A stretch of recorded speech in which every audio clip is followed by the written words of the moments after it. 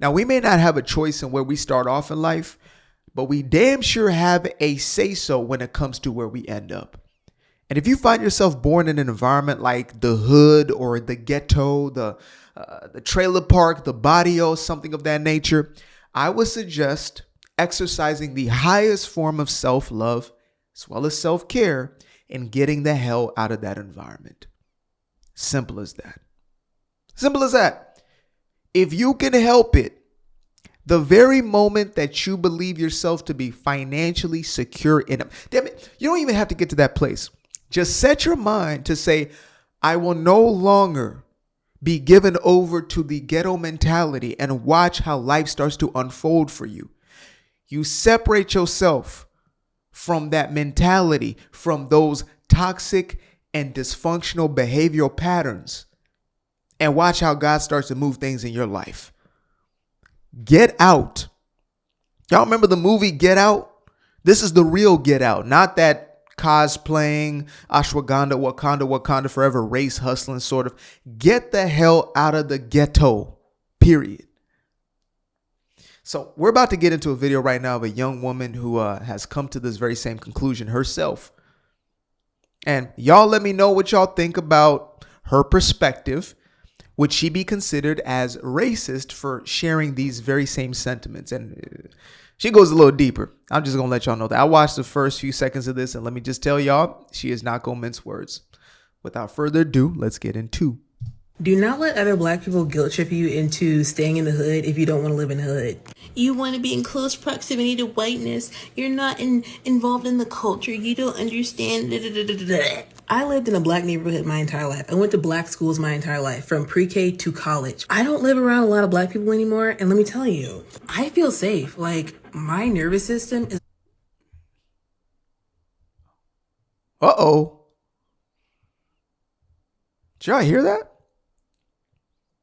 She grew up in predominantly black neighborhoods, surrounded by black folks who she was supposedly told were her people on the simple basis that they shared the same complexion maybe. And yet she feels safer around the people she was told were her enemy. The people she was told were out to get her. The system of white supremacy was supposed to be the reason why she felt so deeply anxious. But yet she moves into likely a suburb, and all of a sudden her nervous system is regulating. A lot more regulated. My neighbors have invited me over to have pizza that they made from scratch, cookies that they made from scratch. They've offered to water my plants if I leave, like offered to watch my dogs. I've never had this before. Like, this is like stuff you see in a movie. So sorry, like, I like it here. Like, white people can be cool. Sue me. I'm sorry. And the thing is, get this. I lived in what was supposed to be a nice middle-class black neighborhood, but I still witnessed children just littering in your yard, Black and Milds in your yard, liquor bottles on the street, people dumping their furniture because they got kicked out because they didn't pay rent on time. They're dumping their sofas in the woods near your house. People busting in your car windows at night. I witnessed. This is what we call culture. Shout out to Dr. Thomas Sowell, brother Dr. Thomas Sowell. Put some respect on his name. He speaks on this extensively in a book titled Black Rednecks and White Liberals. And what he essentially gets into is how black folks predominantly adopted the ways of a specific group of white Southerners who came from a place in the United Kingdom by the name of, I think it's the Ulsters.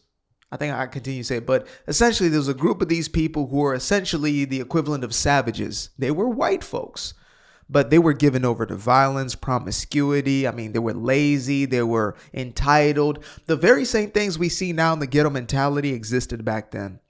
And as they moved to the United States, that sort of mentality and way dissipated back home, but it carried on with the settlers here.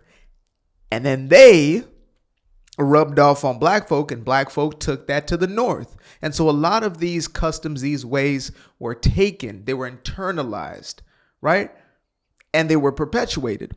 And the unfortunate part is this: there's a point when black people started to own a lot of this, like even language wise. I'm in a part of the book right now where it speaks of just like the different words that were either misappropriated or just straight up being butchered. You know, you better ask somebody. That actually came from old school white folks. So, you know, sorry, Black America, sorry, Black culture, but y'all didn't create that. Y'all might actually have been appropriating white culture. Oops. But the worst of it, like, why would I want to take credit for a culture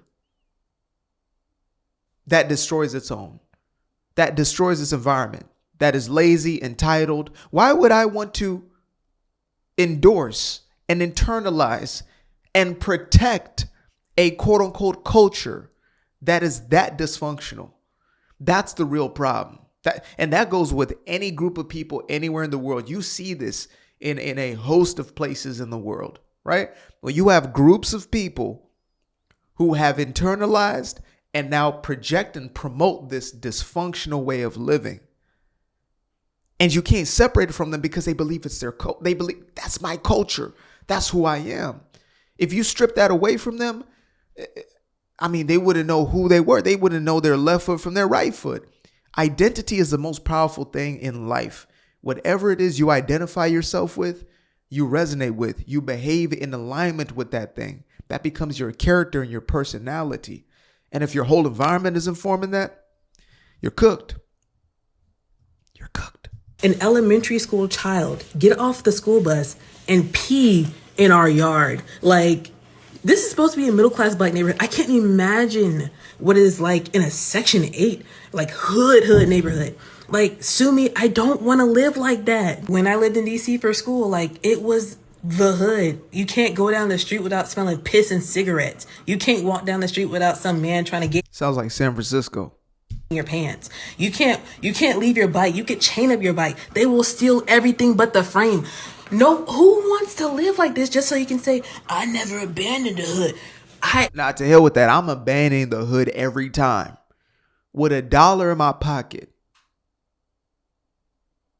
I'm leaving with $1 in my pocket. I'm the type of individual who is willing to pay to be out of certain environments. I would pay a little more to go to a gym in order to not be surrounded by certain elements. That's God honest truth. If I have the capability to, I've worked myself into a position where I can afford that. Are you kidding me? Let's be honest right now. How many people have become millionaires overnight, whatever that means, let's say through entertainment or whatever it may be, Black folks, and have stayed in the hood willingly? How many stories have you heard of somebody finally making it big and moving into the hood? No, that world does not exist. What happens almost every single time? They move into an environment where damn near nobody looks like them. Why is that? Do we have to pretend why that is? Do we have to keep lying about why the hell they're doing this? Why are they doing it? Do do do do do do do do do do do do do do. You guessed it. Because they don't want to be around the foolishness, the ratchetness, the ghetto-ness. Simple as that. And so long as there is a perpetuation of the ghetto-ness, people will continue to move away from it when they get the opportunity to do so. I'm not going to lie about it. We need to stop lying about it. I don't care. That's not my job to save them. They don't want to be saved. Don't save them. They don't want to be saved. Don't save them. They don't want to be saved. They don't. They want to loathe. They want to self-loathe. They want to self-pity. They want to be victims. And that's the very thing that is keeping them as the hood, keeping them as the barrio, keeping them as the trailer park. And look, I know there's people who, again, as I stated in the very beginning of this video, who could not help what they were born into. But if you choose to stay in that environment, I mean, you're talking to somebody whose family came out of a third world country.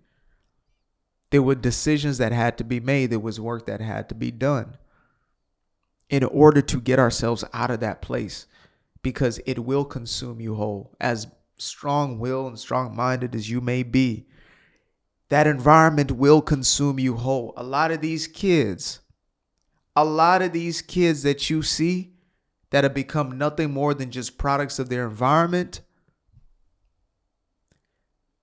they would have been something and somebody else if it wasn't for that environment. And now they find themselves in a perpetual, it's not even just stuckness, it's the fact that it's reinforced, that it's re-engaged, and that it is defended. They defend the ghetto mentality, and therefore they get to keep what they defend. Appreciate you guys for tuning in. Now, if you'd like to stay around, make sure to click that little subscribe button down there, or you can show some love by going to the description below and clicking on the button titled Buy Me a Coffee. Leave a little something there, or click on the Cash App. Leave a little something here. Till the next time, peace. I fell in love with the sunshine. I fell in love with the light. I fell in love with the full moon. I fell in love with the night. I can see the light again. I can see the light. You can see the life in him illuminate the night. I know the time is taking. A 3, 6, 5, that's a full rotation. I see you looking up, you know them constellations. Constantly gazing like house of praises, you get to praising.